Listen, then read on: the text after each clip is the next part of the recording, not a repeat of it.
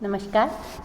तो आज हम पुनः मैथिली शरण गुप्त के साकेत महाकाव्य में चित्रकूट की राजसभा में उपस्थित होते हैं और आइए हम देखते हैं कि जब भरत ने अपने मन की पीड़ा को व्यंग से व्यंजना से अपने शब्दों के अंदर व्यक्त किया तो कैकेयी ने अपनी पीड़ा को या कैकेयी ने भी कहा कि अब आप वापस लौट चलो। उसी के आगे के क्रम में इस चौथे पद को हम अध्ययन करते हैं। देखिए, हाँ जनकर भी मैंने न भरत को जाना, सब सुन ले तुमने स्वयं अभी यह माना। यह सत्य है कि भरत को जन्म मैंने दिया है, लेकिन जन्म देने के बाद भी मैं उसे पहचान नहीं सकी। उसके था को, उसके अंतर्मन को मैं नहीं जान सकी। यह यदि सच है तो हे राम, यदि इस बात को तुम सच कह रहे हो, क्योंकि राम ने पिछले पद के अंदर ये कहा था कि जिसको माँ ही नहीं जान पाई उसको मैं कैसे जान सकता हूँ। तो वहाँ वह कह रहे हैं कि मैं तुम्हारी अपराधीन हूँ, हे पुत्र तुम्हारी माँ ही तुम्हारी अपराधीन है। और क्यों, मैंने ऐसा क्यों किया? संभवतः कोई दुर्बलता का चिन्ह मेरे मन में रह गया और इसीलिए अबला समझकर मैंने अपने आप को शक्तिशाली बनाने के लिए एक मनोविज्ञान है ना, तो एक मानसिकता जो अबला व्यक्ति की होती है, उसी के कारण ये अपराध मुझसे हुआ है। यह बात यहाँ कैकेयी जो है वह राम को कह रही है कि मेरे लिए और कोई रास्ता नहीं था, इसीलिए मैंने यह किया। यदि मैं भरत से उकसाई गई हूँ तो पति के समानी अपने पुत्र को भी खोऊं। यदि मैंने भरत को कुछ उल्टा सीधा, भरत को मैंने उकसाने पर यह कार्य किया हो, भरत ने मुझे उकसाया हो कि तुम ऐसा करो और ऐसा किया हो, तो यह सत्य है कि जैसे मैंने अपने पति को खोया वैसे ही अपने पुत्र को भी खो दूँ। यह सुनते ही पूरी सभा सन्न हो गई, पूरी सभा बिल्कुल चुप हो गई और वह कहने लगी कि ऐसा तो मत बोलो, ऐसा पुत्र को खो देने वाला कथन मत कहो। एक बार के लिए सब लोग कहने लगे, ठहरो मत रोको मुझे। वो कहती है मत रोको मुझे, आज मेरे मन में है वो मुझे कहने दो। अगर इसमें कोई सत्य तुम्हें दिखाई दे तो उसे तुम चुन लो, अपने लिए उसको चुन लो। तो सीधी सरल अभिधेय भाषा में कवि ने इस काव्यात्मक पंक्तियों का जो है वो रचना की है। बहुत सधे हुए शब्दों के अंतर्गत मैथिली शरण गुप्त ने कैकेयी के मन की ये बात यहाँ व्यक्त की है। अगला जो पद है उसके अंदर देखो, करके पहाड़ सा पाप मौन रह जाऊं। सबने कहा चुप, ऐसा मत बोलो। तो वो कह रही है इतना बड़ा पहाड़ सा पाप, उपमा अलंकार है ना, पहाड़ जैसा बड़ा पाप, भयंकर पाप करने के बाद भी मैं चुप रहूं और एक राई भर भी दुख पश्चाताप नहीं कर सकूं, तो मैं कैसे चुप रह सकती हूँ? कुछ तो मुझे कहने दो। थी स नक्षत्र निशा ओस टपकाती। देखो, प्रकृति भी हमेशा साथ देती और जो श्रेष्ठ कवि है वो प्रकृति को कभी भूलता नहीं है।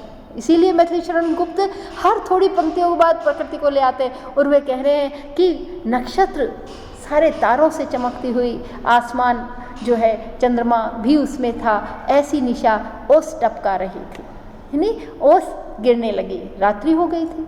रोती थी नीरव सभा हृदय थपकाती। पूरी सभा को रोना आया, पूरी सभा रोने लग गई। इतनी पीड़ा हुई सबको कि कैकेयी के द्वारा ये इतना बड़ा अपराध कैसे हो गया और यह क्यों हो गया। वो अपने आप को हृदय थपकाती, अपने हृदय को सुखियाँ लेते हुए रोने लगी। इसी सभा के अंदर एक चमकती हुई रानी दीप्त करती थी, दिशाओं को दीप्तिमान कर रही थी, प्रकाशित कर रही थी। कैकेयी जो है वो आज प्रकाशित हो रही थी, अपनी पीड़ा को व्यक्त करके अपने मलिन मन को मानो वो धो रही हो, पश्चाताप के आंसू बहा रही हो। इस प्रकार से धोते हुए वह कह रही है, उसमें सब में भय विस्मय और खेद भरती थी। कोई डरा हुआ था, ये ऐसा क्यों कर रही है?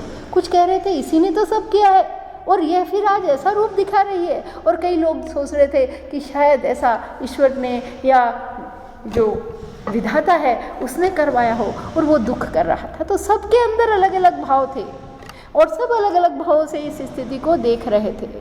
थूके मुझ पर त्रैलोक के भले ही थूके, क्योंकि मैंने जो किया है वह थूकने योग्य है कृत्य किया है। अगर त्रिलोक भी मुझ पर थूक रहा है तो थूके, कोई जो चाहे मुझे कह सकता है वो कह दे, बस एक चीज़ मुझसे न छीने कि मैं भरत की माँ होने का जो गौरव है वह मुझसे कोई और नहीं छीने न मात्र पथ, किंतु भरत का मुझसे सब कुछ छीन लो, लेकिन भरत की माँ होने का गौरव मुझसे कोई भी नहीं छीने। हे राम, मैं तुझसे और क्या मांगूं। राम भी उनके पुत्र थे, अतः वो कहते हैं कि हे राम, मैं तुमसे और क्या मांग सकती हूँ। कहते आए थे अभी यही नरदेही, माता न कुमाता पुत्र कुपुत्र भले। आज तक सब यही कहते आए हैं कि माँ कभी भी कुमाता नहीं होती, चाहे पुत्र कुपुत्र हो जाए। संसार में यही सत्य है कि माँ कभी कुमाता हो ही नहीं सकती, माँ तो माँ ही होती है और वह किसी के लिए बुरा कर ही नहीं सकती, लेकिन पुत्र कुपुत्र हो सकता है। लेकिन आज मेरा भाग्य इतना विरुद्ध हो गया है कि आज से लोग ये कहेंगे पुत्र तो पुत्र ही रहता है, माता कुमाता हो जाती है। अर्थात जो किंवदंती चली आ रही है, जो संसार में एक पंक्ति के लिए आई है, उसको भी मैंने विरुद्ध कर दिया, माँ कुमाता हो गई। बस मैंने इसका भाई, मैंने तो भरत को बाहर से ही देखा, इसकी दृढ़ता को नहीं देखा, इसके कोमल शरीर को देखा और इसे राजा बना दिया, लेकिन इसकी दृढ़ता जो है वो राम के प्रति प्रेम से भरा हुआ हृदय है, उसे मैं देख न सकी और इसीलिए मैंने इसके लिए राज्य मांग लिया। परमार्थ न देखा, अपने लिए ही स्वार्थ देखा। तो जब जब मनुष्य स्वार्थ में गिरता है वह अपराध करने लगता है, और इस कारण ही तो हाय आज यह बाधा, इसी के कारण आज ये बाधा उत्पन्न हो गई है। युग युग कर चलती रहे कठोर कहानी, युगों युगों तक ये जो राम की कहानी है, जो मेरे द्वारा यह कुटिल पाप करने के द्वारा बनी है, वो युगों युगों तक चलती रहेगी। और रघुकुल में एक अभागिन रानी थी, इसकी कहानी युगों युगों तक चलती रही, और यह सत्य भी है। आज तक सदियां बीत गई, राम की कहानी हमारी संस्कृति का आधार बन गई और ये कहानी अभी भी चलती आ रही। और देखो इसीलिए तो सब कुछ है, सारे नाम रखते हैं, केकई नाम आज तक किसी ने नहीं रखा, किसी का केकई नाम नहीं सुना गया। यह बात हम यहाँ देखते हैं। निज जन्म जन्म में सुने जीव यह मेरा, मेरे प्राण भी इसी जन्म नहीं जन्म जन्मांतक सुन ले, धिक्कार उसे था महास्वार्थ ने घेरा। मुझे धिक्कार है, मुझे मेरे ही महास्वार्थ ने घेर लिया है। 100 बार धन्य वह एक लाल की माई, वह जिस जननी ने है जना भरसा भाई। जब वो अपनी पीड़ा के इस तरह अपनी पीड़ा व्यक्त कर रही थी, ऐसे समय में राम स्वयं बोले कि एक बार नहीं 100 बार ला तुम धन्य हो, क्योंकि तुमने भरत के समान मेरे भाई को जन्म दिया है। अतः एक बार नहीं कई बार 100 बार तुम्हारा धन्य है। पागल सी प्रभु के साथ सभा चिल्लाई, पूरी की पूरी सभा पागल हो गई और वह भी इसी प्रकार भाव युक्त होकर चिल्लाने लगी, 100 बार धन्य वह एक लाल की माई। तो इस प्रकार से बहुत ही सुंदर वर्णन जो है वो यहाँ पर एक पूरे वातावरण को, पूरी सभा को द्रवित कर देने वाला प्रसंग मैथिली शरण गुप्त ने अपने सधे हुए शब्दों के अंदर इसको रचा है। बहुत ही सुंदर प्रसंग, जिसके अंदर यहाँ हम अनुप्रास के सौंदर्य, नाट्य सौंदर्य, ये सब चीज़ें देखते हुए भी अभिधेय भाषा का यहाँ वर्णन हम देख सकते हैं। बहुत ही सुंदर वर्णन, और साथ ही केकई का चरित्र उजागर किया है इन पंक्तियों के अंदर। उन्होंने केकई के हृदय की पीड़ा को व्यक्त किया है कि मेरा ऐसा होना उस काल की मेरी मनोदशा थी। मैं अबला समझकर अपने आप को कमज़ोर समझने लगी और मैं महास्वार्थ में घिर गई।